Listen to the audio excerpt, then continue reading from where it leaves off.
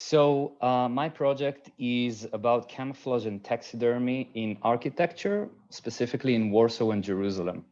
I chose the words camouflage and taxidermy because they represent an idea of something that has a contrast between the inside and its outside.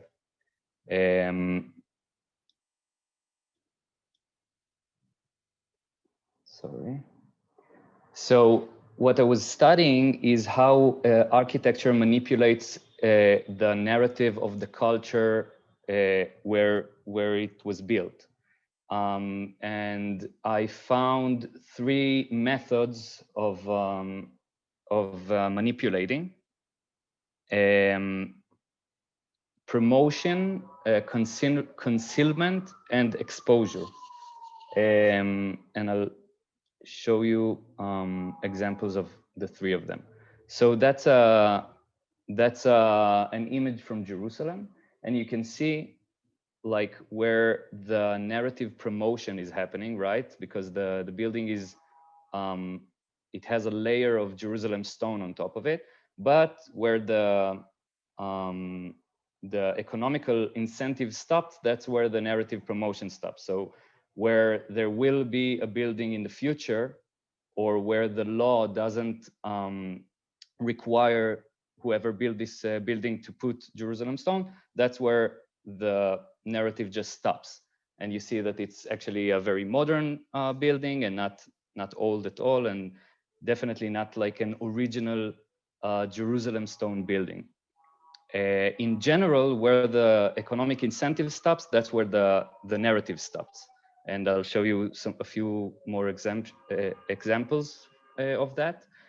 And also, architecture is a very good way of seeing what the culture is about, because it's a highly collaborative, very expensive practice, and also very regulatory. There are a lot of laws of how to build, unlike laws about how to paint or how to sculpture, for example. So not everybody can do it, and you need a lot of people to agree with you to do it. Okay, so promotion.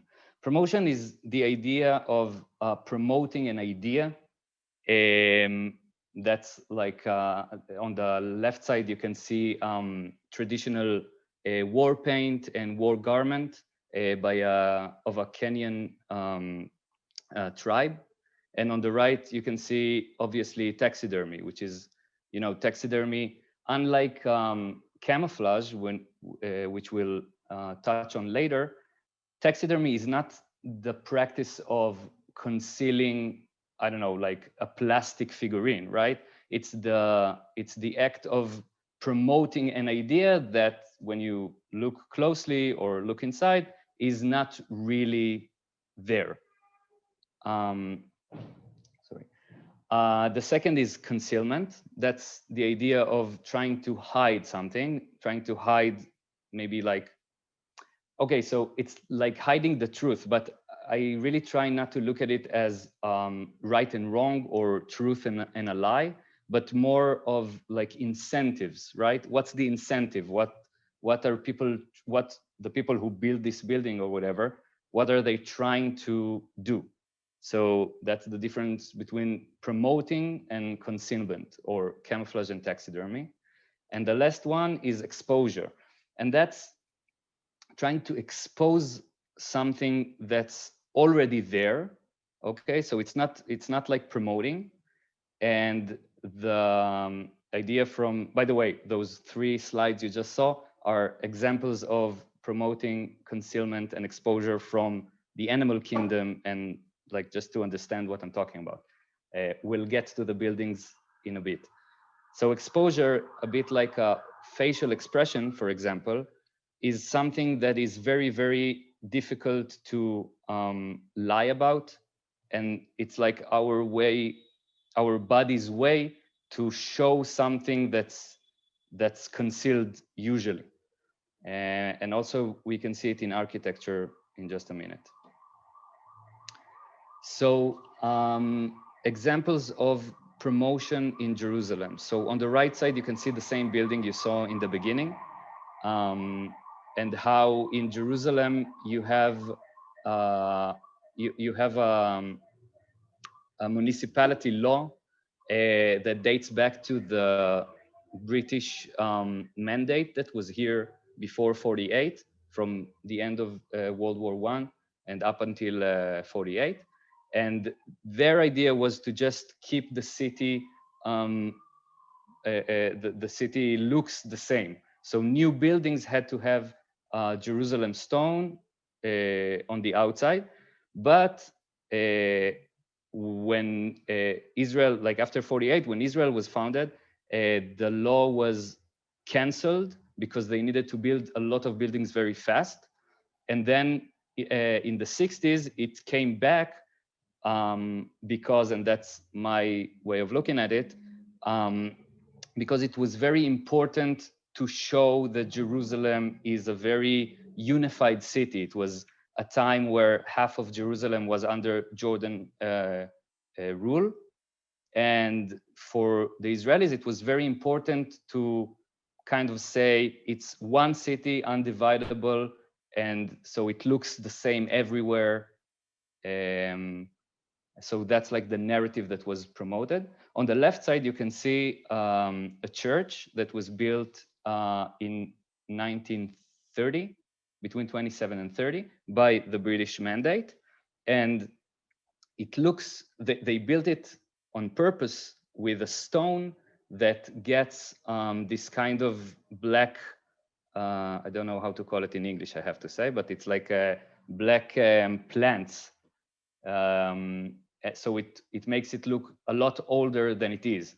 But to those who are architects here, they can, I think, pretty easily see that it's made with glass and with like very like streamlined modernistic ideas, mixed with Oriental ideas like the domes and the windows.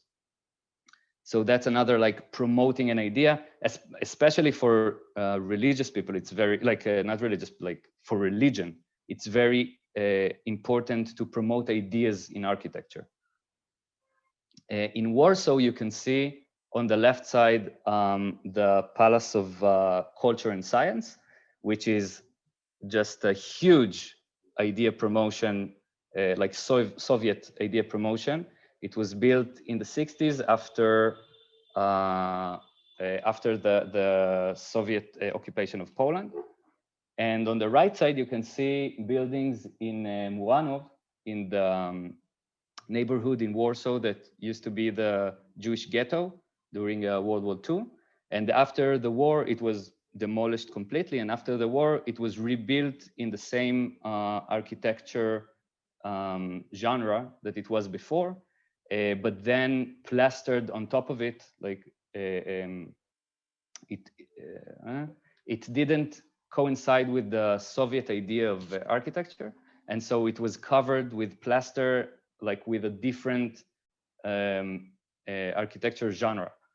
So you can see on the bottom how it looked after the plastering, and on the top you can see like the plastering falling off and the original brick wall coming out. Okay, so concealment in Jerusalem. On the left side, you can see a building, and that's you can see a lot of it in Jerusalem. It's an oldish building. It's not very old, but it's pretty old, and it's being rebuilt from the inside out. So the outside, the facade they keep the facade totally, and they just demolish the whole building inside. They're just building a new building inside. So in the end, it's concealment in general in architecture. It's kind of fun because it's very difficult to actually conceal what you are doing because it's for everybody to see. So it's really nice that we can look at this building on the left right now during construction, and we can just totally see what they're trying to do. In the end, it might actually look like the building was there all along, maybe, if they do a good job. On the right side, you can see another wall of a building in Jerusalem. But the markings on the stones show us that this building was moved or reconstructed in some way, because they mark the stones so that if it will fall off or anything, they know where it came from. So that's another failed concealment in Jerusalem. Sorry. In Warsaw, I brought two examples. The right side is, again, the Moranov neighborhood that used to be the Jewish ghetto. The whole neighborhood was demolished during World War II after the ghetto uprising, and then was rebuilt on top of the original rubble. So the whole, you can see like the whole building, the buildings are higher than the street, because it was like that the whole rubble pile there was just kept in place and just rebuilt on top of it. You might say that it was done to actually save the rubbles for future excavation, which is another way of looking at it. In general, those ideas of concealment and promotion and exposure are just like prisms through which to look at architecture. It's not a clear cut, okay? It depends on like your idea of what, I don't know, concealment is, for example. On the left side, you can see a wall of a building in Warsaw, and how these are bullet holes that were repaired after World War II. But because it was very expensive to just bring a whole new stone, they just replaced the holes. In a few slides, you'll see another approach to the same problem in Jerusalem. Oh, it's this slide. So on the right side, you can see the Zion Gate. It's the gate to one of the gates to the old city. And this was the border between Israel and Jordan up until 1967, the Six-Day War.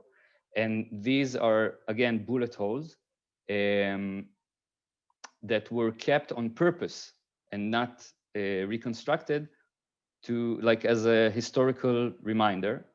On the left side, you can see two examples from a place called Hamif'al, or the factory, in Jerusalem. It's this building. It's a very old building from before 48. It belonged to a Palestinian family that ran away or was evacuated after 48. And then it was a school, and then it was another school, and then it was abandoned for like a decade. And then the municipality gave it to a few artists, me among them, in Jerusalem, and we actually, like, we exposed its history.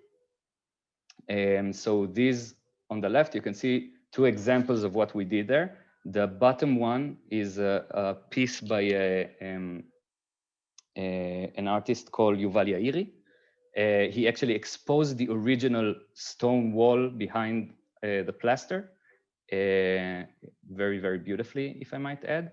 On the top, you can see the floor and how when we cleared, like we dug through the floor, we left both the original stone floor, the concrete on top of it, and the linoleum on top of that, because it was a school, so they put like linoleum in it. That's the place from the inside. Ohad, still 5 minutes. Yeah, I'm right at the end. That's just the project like in kind of 3D, so you can see the texture of it. That's another example. That's another example of exposure in a mifal. So when we built the modern bathrooms for the place, we found an original well in one of the stalls. So we just kept it that way. So you can see it until today. these are examples of exposure from Warsaw. So on the right side, you can see the original route of the ghetto wall that was kept there. And on the left side, you can see, so the Moranov, especially in the Moranov neighborhood, when they rebuilt it, and again, I remind you the economic incentive. When they rebuilt the neighborhood, they had to recycle a lot of, like, as much material as possible. So they made blocks out of concrete and rubbles. And so until today, you can actually see the kind of original neighborhood or ghetto in the rubbles if you look inside. So these are two examples. On the right side, you can see again the rubble concrete. On the left side, you can see an idea. So, okay, this is the where I want the project to proceed. It's just very, very, very basic ideas. So don't judge too harshly. On the left side are kind of like blocks, but from different places, like taking the technique and compressing a whole city into like a block. That's a picture of Warsaw after the Second World War, and then after the construction. And again, it's just an image right now, but an idea of like what happens to something when you destroy it and then rebuild it from the same material. So it's kind of the same material, just organized differently, and how it changes something. And I believe, yes, this is the end. This is, by the way, another example from Hamifal of staircase rails that were just exposed. So it was painted over and over again so many times that in the end you can just expose all the layers and leave it like this because it's so beautiful. Yeah, that's it.